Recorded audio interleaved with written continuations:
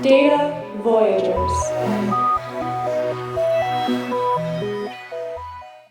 We talk a lot about algorithms, about models, about architecture, about pipelines, about agents.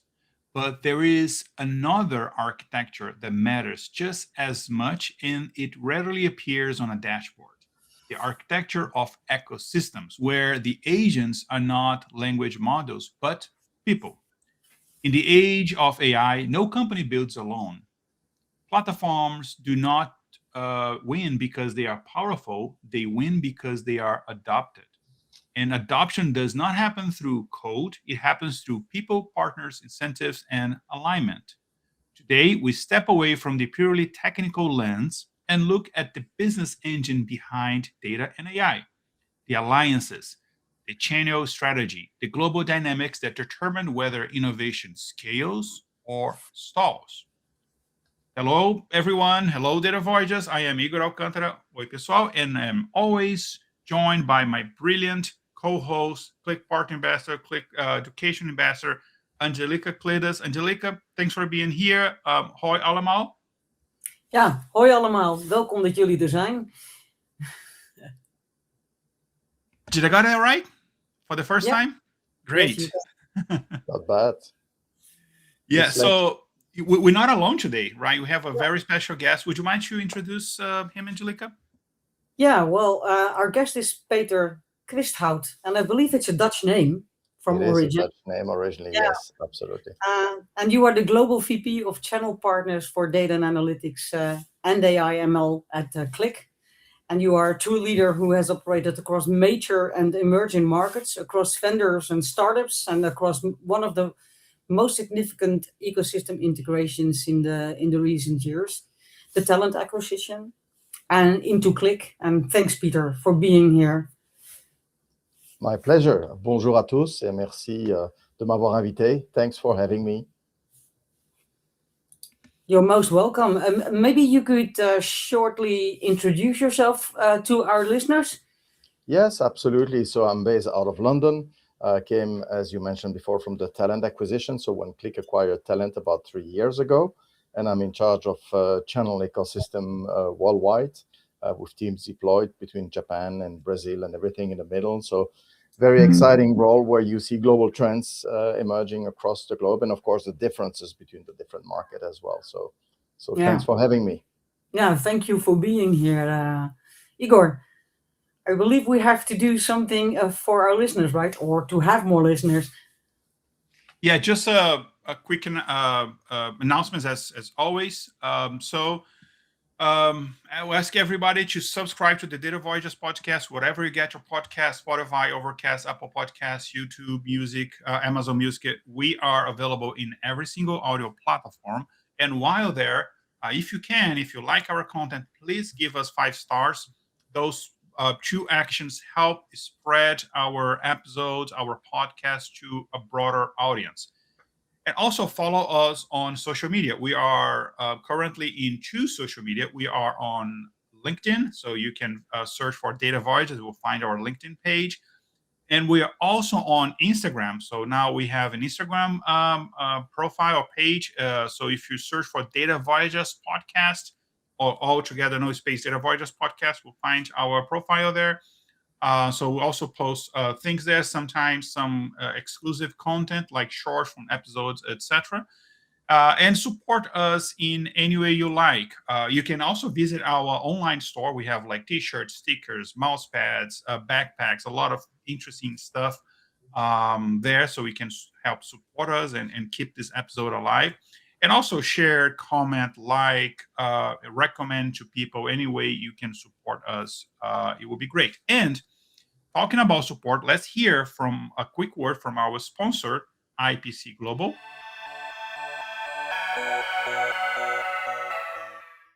This episode is sponsored by IPC Global.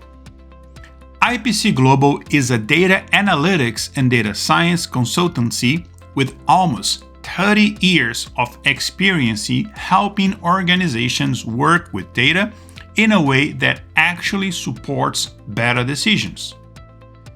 They have been Qlik Elite partners for over 2 decades, working closely with customers across industries to turn data into something reliable, available, and usable across the organization. But IPC Global's work goes beyond building dashboards and pipelines. Their expertise sits at the intersection of data, research, and decision-making, helping organizations not only access data everywhere, but understand it, question it, and interpret it responsibly. That includes spotting bias, avoiding analytical fallacies, and using data as a tool for thinking rather than something to blindly trust. If your organization wants to move from having data to actually making better data-informed decisions, IPC Global can help. You can learn more at ipc-global.com. And now, back to the episode.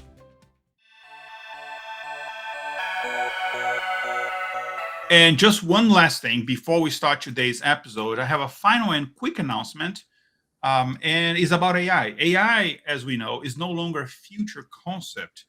It's here to stay, is a current reality, and is fundamentally reshaping how we use Qlik in analytics. And to make sure you are not left behind, Qlik MVP Mark Costa and myself, we are hosting an exclusive 3-day in-person residency called Qlik AI Predict Answers and MCP. So we actually hosting this training is in person at Qlik offices in 2 separate locations. First in Boston by the end of April 28th to the 30th, so the 3 days, and in Qlik's headquarters, King of Prussia, just outside of Pennsylvania, from May 19 to May 21st. So this is in-person, hands-on deep dive in all the AI functionality of Qlik, coming from like data projects, planning and preparing a machine learning project, Qlik Answers, RAG, MCP, all of that. But because it's in person, we have a very limited number of seats available. We still have seats available in both cities, Boston and King of Prussia. So if you want to make sure you attend this training, it's actually very cheap. You can go to datavoyages.net/training, datavoyages.net/training, and just register today and guarantee your spot. All right. So let's get started. So Angelika, you like to get started for our first question, get started with the conversation with Peter? Yeah, great. And the topic is around ecosystems. So Peter, you have worked across multiple technology waves. How was the concept of a partner ecosystem evolved over the past 20 years? Yeah, I can even go a bit further because I started my career in the early 90s, and over the last 35 years, things have changed drastically. I would say we've really seen through the different technology waves how partners were kind of positioning single point solution, more reselling these solution, and the customer would integrate these solution into full ecosystem sales. And this is moving even faster as we speak, because you have the whole dynamics of the hyperscalers, the cloud, and the marketplaces.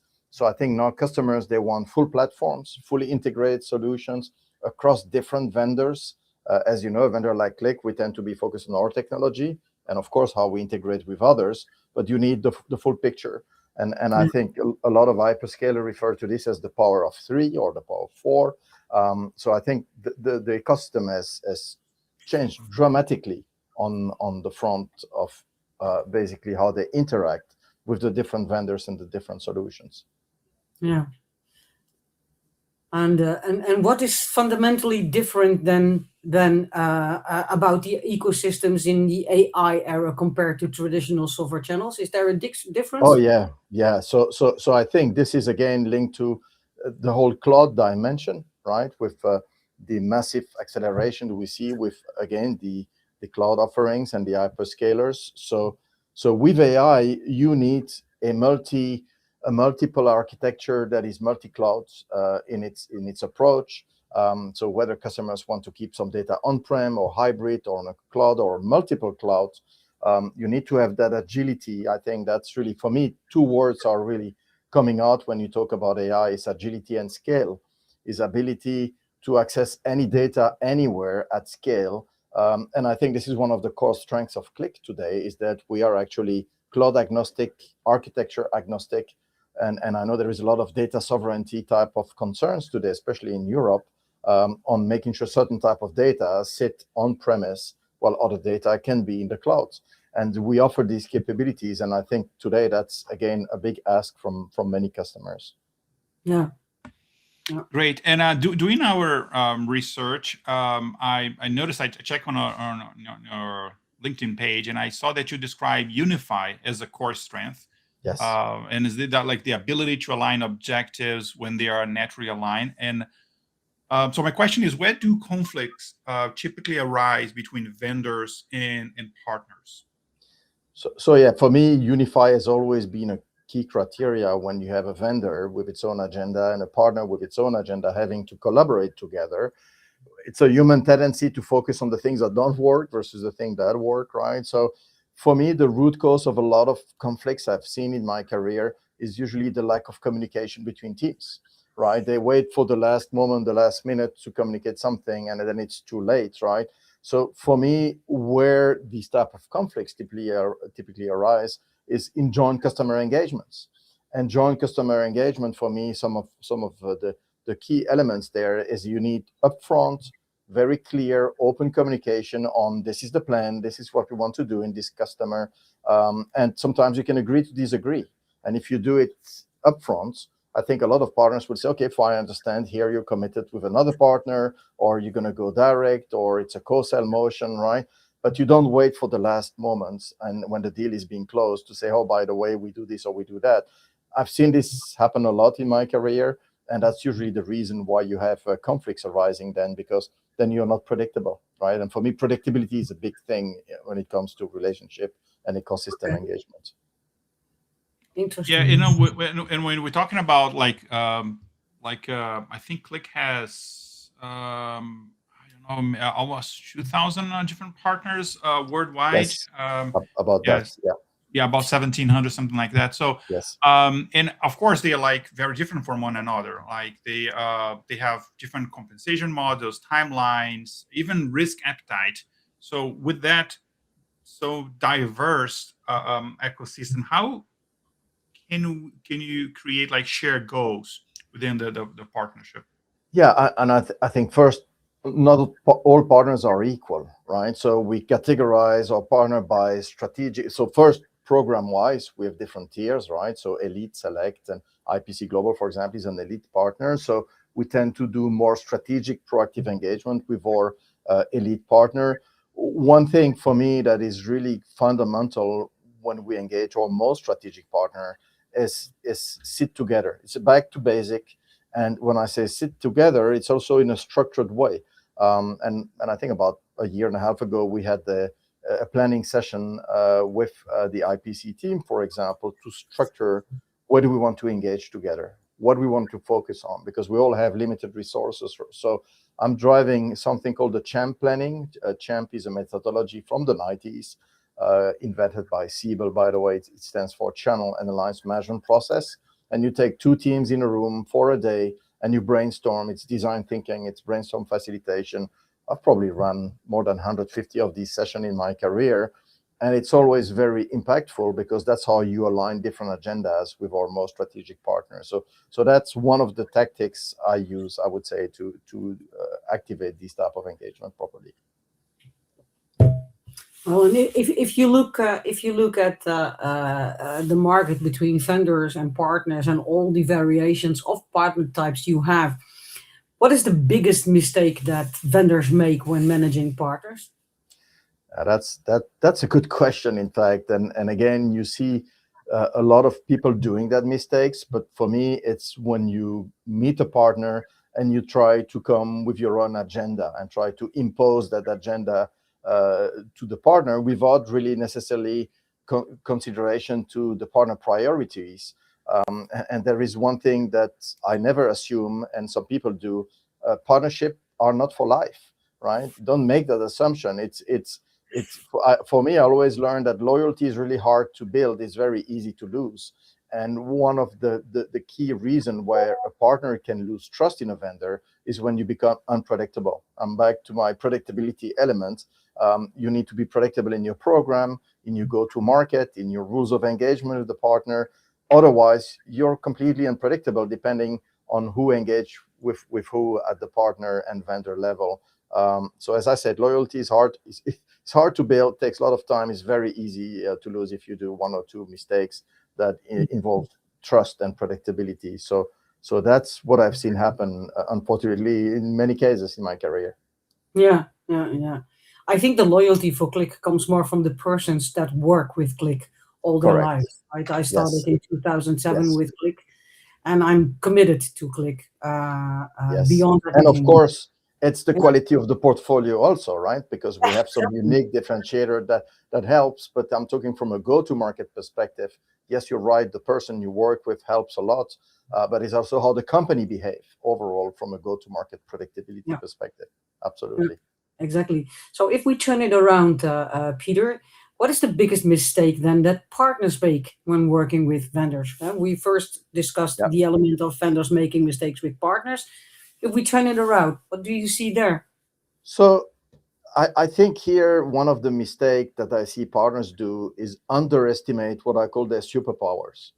For example, IPC had one of their superpower is working in the healthcare space. You guys have a lot of expertise.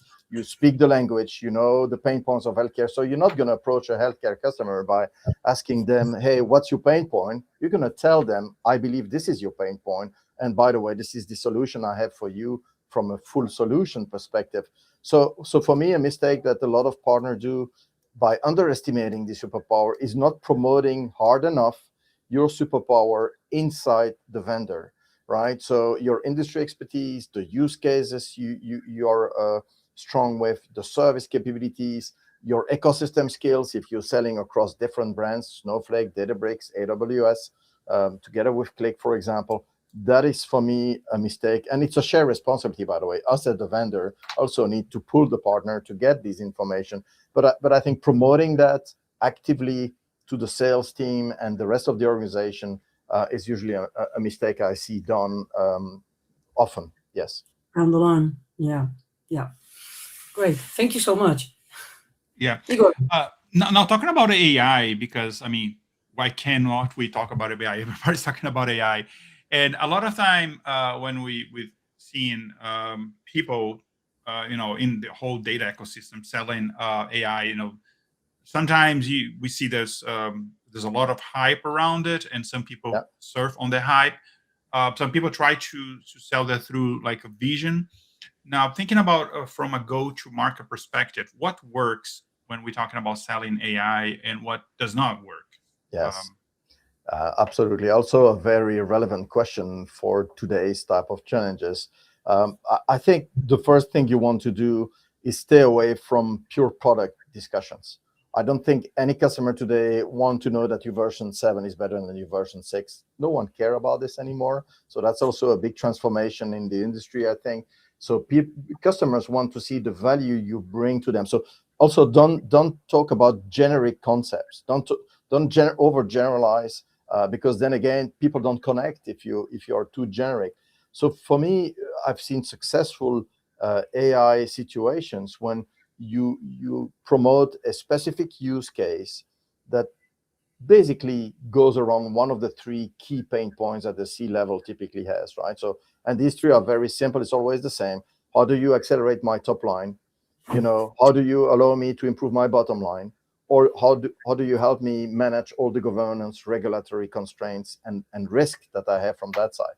It's always around one of these three elements, right? So you need to find use case that can attach to one of these customer pain point. And then, of course, even better, if you can do it specific for an industry. For example, I know a great partner in Italy. I'm not going to name them on this call here, but they are really specialized in luxury retail. And they do a lot of really cool things for this industry in terms of predictive analytics and forecasting capabilities, where before it was manual process. Now it's much more automated through our solutions. So that's where then you differentiate yourself when you move to AI and move these type of skills to the next level. I think And I how- know who you're talking about. Yeah. Oh, you know? Okay, all right. Yeah, that's okay. Yeah.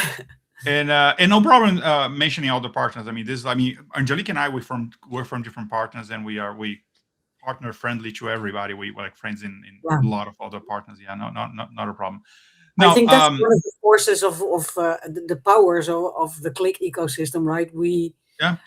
We have the partner ambassador, the educator Yes. ambassador, the luminaries. We always come once a year together, Lund, but also the upcoming Qlik Connect. So we always interact with each other, and there, where it's possible, we can even help each other. Yes. Igor and Mark. I see Microsoft as a competitor, not other partners. I see them as a collaborator. There's You help one enough of my market for customers, everyone. right? For the Yeah. talent thing with some kind of connection. I'm not that technical, so I asked the help to Igor, and we just collaborated together to get the problem solved. So yeah, It's great. Yeah. Now back to AI. How can we? Because there's a lot of course there's a lot of hype, and how can Yes. we position AI to customers without overpromising? I know this is a very Yeah. complicated question. That's a $1 million question, but any advice on that?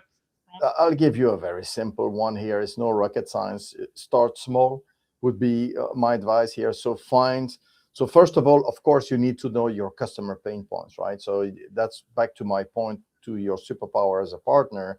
You know the industry you're operating in. So if you're into retail, you know the pain points that they're confronted with. So then I think find a specific challenge that retail customer would have and try to build a use case with a tangible outcome.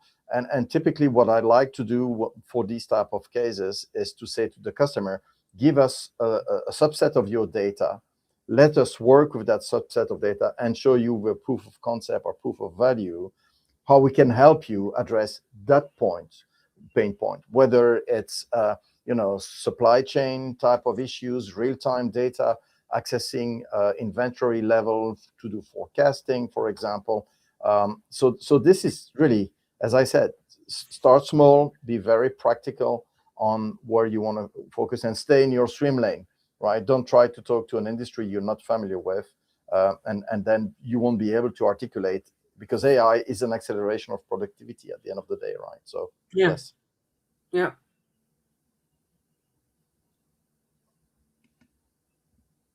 Pretty good. So Angelika, you want to follow up with this question? Yeah. So from your point of view, what separates the customers who experiment with AI from those who scale it? So, and it's related to the previous question, right? So Yeah. again, you need to take a very pragmatic approach with AI, move away from the hype. Don't do science projects. Some people like to do that, but science projects rarely translate into production solutions that are being funded and budgeted. So as I said, take a specific set of data for a specific problem. For example, if you think you're overpaying your invoices, you can give a set of data back to the Qlik team, for example. We can start giving you examples on how we can look into this, access the data, optimize the feedback, and then you can see, oh, this is where I have an issue, and this is how I can fix the issue. So it's giving faster time to value. That's, for me, one of the benefits of AI at the end of the day. It's improving productivity, improving speed, scale as well.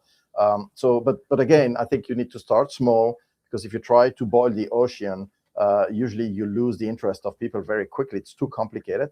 But take a subset of data, show what you can do with that subset of data, and I think that will trigger interest and other discussions to go much deeper into the AI space. So that would be, again, back to my earlier point, take a pragmatic approach here. Yeah. So what I usually do when so I am not only a partner that works with customers and so on, but I'm also a teacher at the university here in Amsterdam. Okay. And I teach them always the first thing that they could do to find the quick wins with a data and analytics scan within the organization, where you can actually achieve a quick success with small projects, right? To evolve from there. Absolutely. And I And always try to, yeah, I always try to do for the consultants, go in and do that analysis first, find that pain point, and from there continue. correct. And that, I believe, is Absolutely.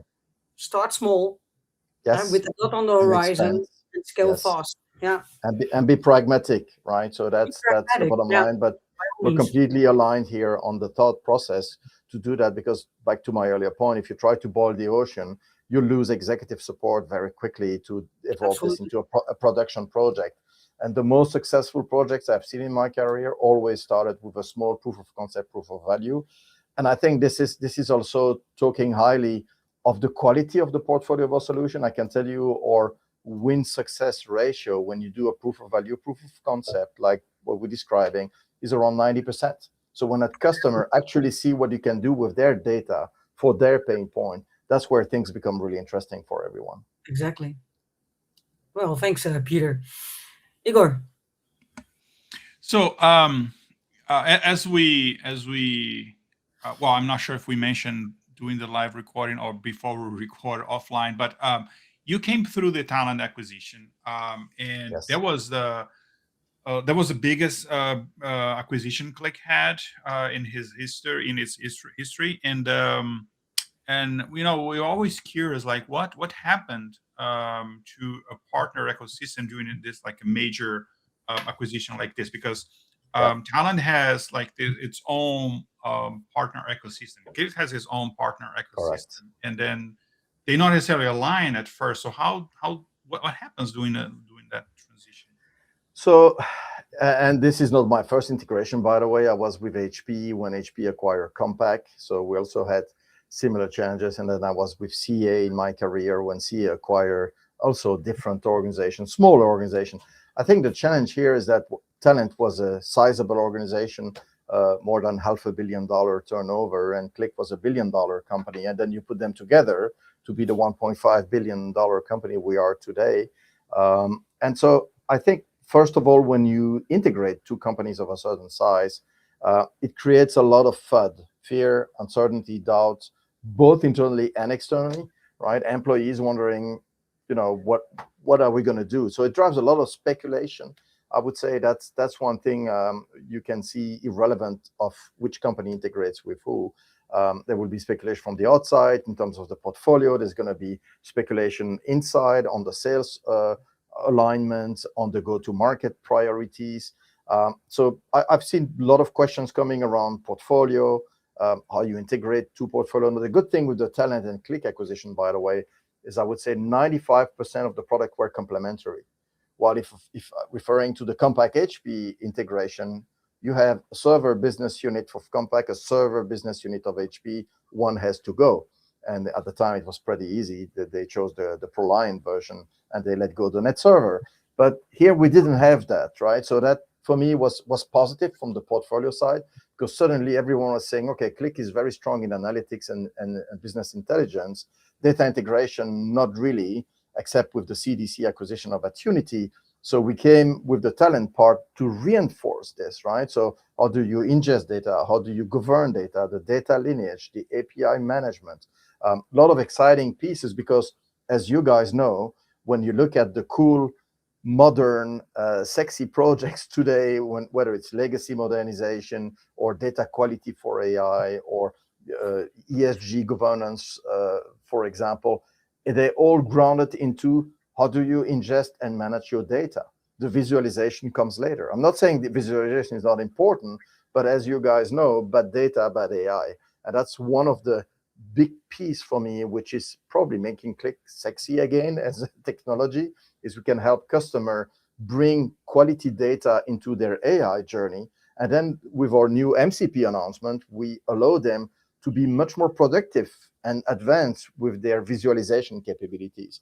So that's probably a long answer on that question, but it triggers a lot of questions around, again, program, portfolio, and how you package all this. And most of the time, you cannot answer immediately because you're still scratching your head saying, let's do this, let's do that. And there is a roadmap, right? But there are certain things that takes time to integrate it, especially when you bring different technologies together, right? I think today we're in a much better spot there. it's not only technology, right? It's process, Yes, it's people, correct. it's Yes. culture. So those things you have to take care of. Um, well, if you look at the key lessons from this integration of the two partner Yes. programs, what were the key lessons? Yeah, for me, it's only one, to be honest with you. It's over communicate, over communicate, over communicate on what you can. All right. Because you cannot always, as I said, talk about everything because you still maybe planning for what you're going to do with, for example, CDC. We had a CDC from Thailand and a CDC from at Unity. Which piece you keep or do you merge them together? But I think short term, over communicate is really critical. And I think long term, for me is you have the chance to pick and choose the best of both worlds. And what I mean by that, for example, Qlik really had fantastic training enablement platform for partner, and talent was not that developed. So we said, that's great, let's keep this. On the other end, talent had a very, very strong engagement with AWS, probably stronger than Qlik, because talent early on said, let's bet on AWS. We run our native applications on AWS, and that's our big bet. And so we kept this really great relationship with AWS, and now combine this with great training platform, and then all the other pieces. So again, for me, it was an opportunity to take the best of both worlds. Now, I don't want to paint everything rosy because you also have challenges, especially Of course, when yeah, you have legacy, right? So Qlik yeah, or talent was doing certain things in a certain way, and you have to assume the consequences of some decisions you did before.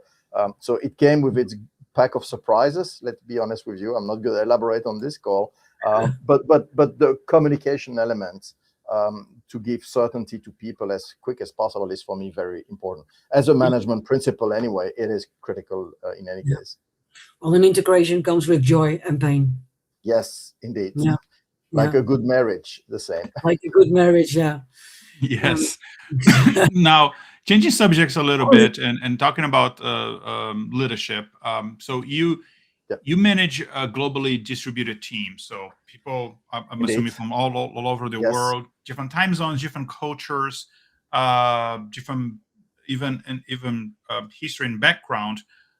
So what leadership principles matter the most when you're leading across different cultures? Yeah, it's this is one of my favorite topic, to be honest with you guys. It's about diversity, global cultural diversity. I do have people based in Tokyo. I do have people based in Sao Paulo, and then everything in the middle from more mature market, people in Dubai, in Finland. Trust me, it's very different. I was in Finland last week, and it's definitely a very different culture than when you yeah, sit in Dubai or in Sao Paulo, as you can imagine. But yeah, so for me, it's very enriching first to work with different culture. What also for me in a global role is always kind of interesting is to see that while you have a global structure overall, you always have local specificities, right? And so I see certain things in Japan, for example, that I don't see anywhere else in the world. And so you need to adapt to this as well. So for me, really, I would say I have two really key principles when it comes to managing teams globally. First of all, is empowerment. I think we're in an age now where you can no longer work the pyramidal way and say this is the way, and you follow the party line, right? So you need to empower your team, make them feel they're empowered. I do that with all my team members, and you can reach out to them to validate that. But I'll give them a lot of autonomy to basically do the things that make sense locally. I'm a co-pilot, so I'm sitting next to them. If they need my help, they can raise their hand and I'll come over. But I like them to drive. And for me, empowerment in this age, again, is very important. And make people comfortable to make mistakes, right? As long as it's not the same mistakes repeated, because that's a different discussion. But I push my team really to feel that it's okay to make a mistake, learn from it, learn fast, fail fast, and keep moving to something else. So yeah, empowerment for me is a key pillar. The other one is empathy. I see still today, unfortunately, too many leaders who are, being very tough and authoritative with people.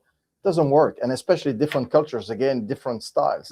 While in certain markets being authority based is accepted because it's part of the DNA, in other markets it doesn't work at all. So for me, a high sense of EQ is very critical. And I was lucky to develop that because I spent about 20 years of my career in Dubai covering emerging markets. And you can imagine when you deal with a South African, a Moroccan, a Turk, and a Russian, it's a completely different, again, style and approach. So you need, for me, adaptability. It's also a very critical part, but I think it's related to the same concept of empowerment and empathy.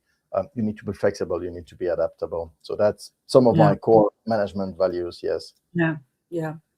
I used to follow the same line. When I was a manager, I decided about 3 years ago to stop being a manager and focus on things that I truly love, and that's about sharing knowledge and teaching and develop training materials. And that's great to see.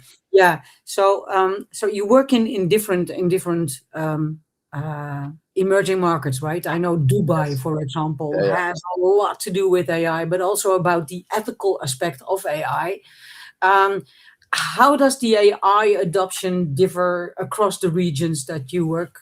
And this is again another very interesting topic. And my experience in emerging market, sometimes people have a tendency to say, oh yeah, these markets are 3-5 years behind US or behind Europe. And I think this is really a game changer as we speak. And in fact, already for a couple of decades, I can see, so the strength that emerging market have versus mature market is that thanks to new technology, they can leapfrog certain steps. And I'll give you a practical example that I lived through when I was living in Dubai as a resident. And it's when this whole fiber to home came to appear in the mid 2000s, late 2000s, right? And because Dubai didn't have any legacy, for example, in Europe, you have all the copper cable to home or other technologies that were the legacy from the past. Dubai didn't have this. And thanks to this, they were able, I think, to have a fiber to home connection rate of 95%. It was one of the highest in the world with some Nordic countries in a very short time frame, because again, they didn't have to manage the legacy. And that's what I see happening again now with AI in these markets. They're looking at AI as an enabler and an accelerator for them to leapfrog certain steps and go straight into, you're going to see flying taxis in Dubai, for example, and you're going to see a lot of cool technologies that people are still talking about. And so for me, that's really the benefit that emerging markets have now versus mature market. And I'm not implying that the mature market don't leverage the new technology. They do, but they have to manage the legacy as well.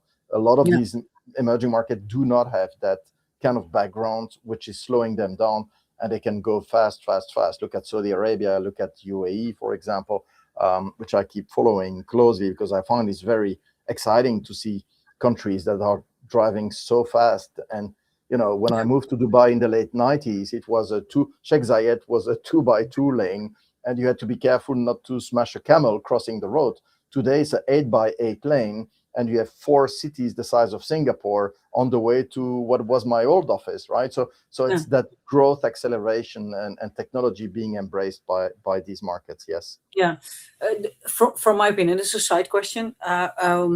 Which area or which country or which continent do you think has the highest adoption rate when it comes to AI?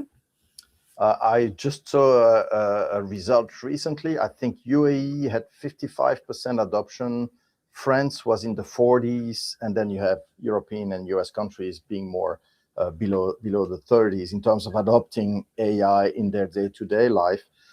So again, my point is that emerging tend to lead, but mature market like France, AI is being used extensively by the population there as well. So I don't want to over kind of box in there, right? It's being adopted throughout the world at different speeds. My daily work is AI adoption. So yes, Netherlands was also quite high, if I remember, on this study. So I think we are at the last questions. What advice would you give to partners who want to remain relevant in the new wave of data and AI? What good advice, what golden tips can you give them? Well, and I don't want to sound like I'm lecturing people because that's not my style at all.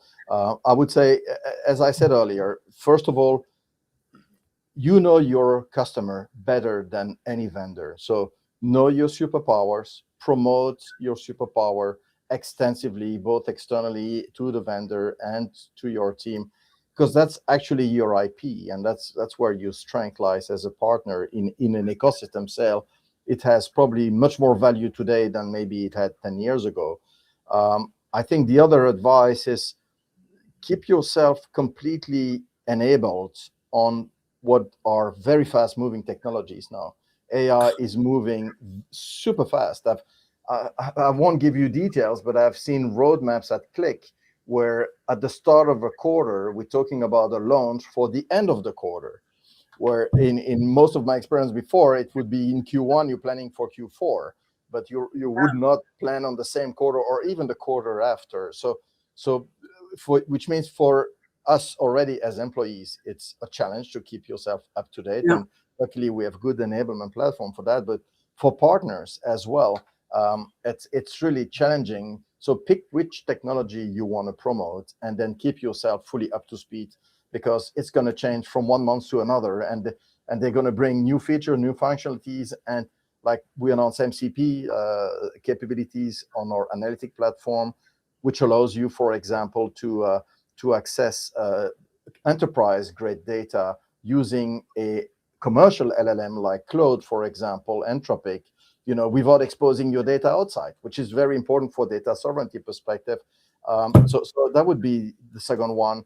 I would say as a third one, I would say make sure you test and adapt. And what I mean by that is there are new use cases that are opening up in the market right now, and you can find out what these new use cases are, develop your own, and promote them. So I think there are opportunities to differentiate yourself more and more, because the scope of AI is so vast and so wide that you have, I think, a lot of more exciting opportunities as a partner to play with things, and especially again back to my earlier comment about superpower, about the industry well, and think out of the box. And I see a lot of partners doing this, to be honest with you. And I would say the last one would probably be a cheap plug from me on the Qlik portfolio, but it's basically bad data is bad AI, right? So, and I just saw a study from the analyst Bark that 55 to 60% of the reason why an AI project failed today is because you have the wrong data or partial data or missing data. And then the AI starts hallucinate because it feels, I need to give the answer and I'm missing data. So let's plug and even quote maybe an existing guy, but pretending he said that and he didn't. So for me, it's really, the plug here is really about, for me, the strength that Qlik has at the start of a data journey, which is data quality. To succeed with your AI projects, you need data quality. You need the right data. You need to make sure also from a governance perspective that the right people are using the right data as well, right? And when I say the right people, it includes AI, right? You don't want AI to fool around with your data and share it on commercial platforms and make it public, especially if it's an internal IP from a company, right? So I think this would be my 4 key advice I would give here. Be sure to listen to our episode. I think it will be launched on Monday, which is about AI governance that I'm working on now at one of my projects. Another hot topic. Yeah. And then for the ones listening here, that means 2 weeks ago, because we're talking from back to the future. Exactly. Yes, exactly. Yeah. Well, thank you, Peter. And I think Igor, this is it, right? Yeah, that was a great conversation. Thank you so pleasure. much. Any final thoughts before we close? No, listen, I think we covered a lot of topics here. For me, partnership is always a fun journey. Love what you do what you love, right? And it's about trust. It's about predictability. It's about engaging properly, communicating. I think I covered all these elements through our discussion. It's been a real pleasure talking with you guys. And Angelika, I can see we think alike. So let's connect as well on LinkedIn. Yeah. Okay. Thank you so much. And will you be attending Qlik Connect? Yes. I will be at Qlik Connect. So shake we meet. your hand as well there. Igor will be there too. We will Absolutely. have So we have a coffee at Qlik Connect Yes. in Florida.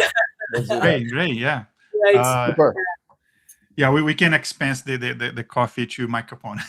Yes, Mike will be happy to support that. Absolutely. Yeah. Wonderful. Yeah. So Yeah. again, thank you. And as a wrap up, what stands out to me is that partnerships are not transactional; they are structural. They require clarity, discipline, and above all, trust. So technology will continue to evolve, markets will shift, platforms will expand, but the fundamentals of leadership remain the same. Alignment does not happen by accident. It is built through consistency, credibility, and the ability to bring different organizations around a common purpose. So today's conversation with Angelika, Peter, and I was a reminder that strong ecosystems are not the result of clever strategy alone. They are the result of steady leadership and people who understand that long-term success is always shared. Angelika, as always, thanks for being here with me. And again, thanks for a very special guest, Peter. Thanks for sharing your perspective and experience with us. And to our listeners, thank you all. And make sure to follow Data Voyages, subscribe to our podcast, and share our content. Again, thank you all. See you next time. Thank you. See ya. Au revoir. Ciao, ciao. Data